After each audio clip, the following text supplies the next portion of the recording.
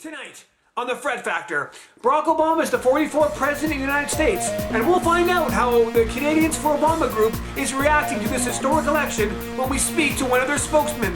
Caution, you are about to enter the no-fact zone. Fred Factor is set to begin right now.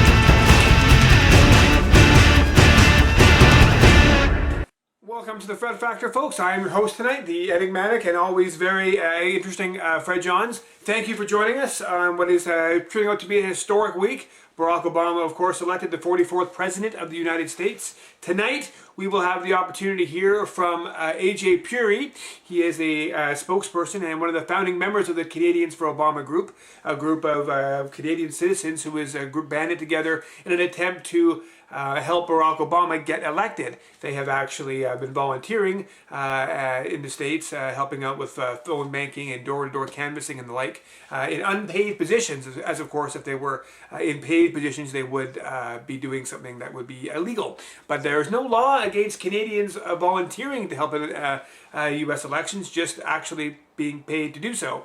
So that is what AJ and his group, known as the Canadians for Obama, have been doing for the past several months. I first learned of this group existence back in February when we discovered that some of the members of the group were being denied passage at the border.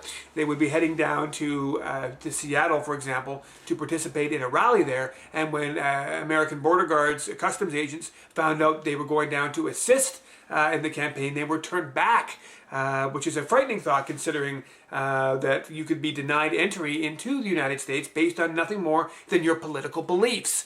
Now, this is an issue that we first discussed back in February in some detail, and I was shocked to learn of that. And apparently it's an issue, according to AJ, that has not gone away. We spoke to AJ briefly a couple of weeks ago, and he told us that, again, this was continuing to happen and remained a bit of a problem.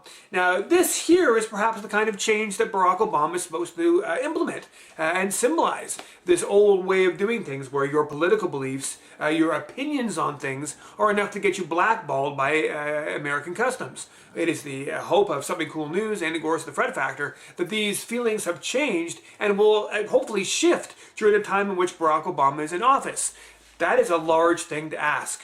And that is one of the things that has been a big question mark over this Barack Obama election. Obviously, many people see him as being this, I don't want to use the word Messiah, but someone else has used it, as this almost godlike figure that will come in and with this mere stroke of his pen change American politics, and indeed the way Americans live their lives.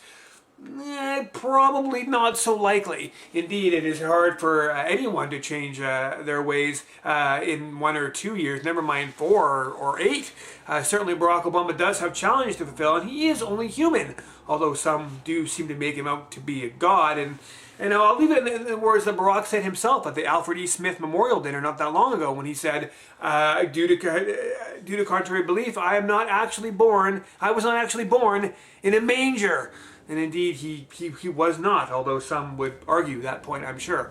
But this is the kind of America that Barack Obama finds himself the next president of. It is a country that is certainly polarized, certainly fractured, and in more than one crisis. And certainly he has an uphill challenge to make anything happen in a progressive way. But many believe he can do it, that he will do it, and that, frankly, he has to do it, that there is no choice. Well, the Fred Factor believes that there is a choice. He is only human, and if he were to fail, if Barack Obama were to somehow not live up to these incredible expectations that have been heaped upon him by both the elite media and just the regular voter, then he would be guilty of being human. And Armageddon would not happen, and the end of days would not occur. Although certainly there are some hardcore Democrats that would certainly believe that. No, Barack Obama is a human. He is a person, he's a human being. Although a great human being, many believe, and a masterful orator, it does not make him invincible. One should not expect to see immediate changes quickly, although we would hope to see them eventually. And that will be the legacy that Barack Obama must build for himself. How much of an agent of change will he be? What is he likely to accomplish within his first term? How realistic is it that he's going to change the way things are done?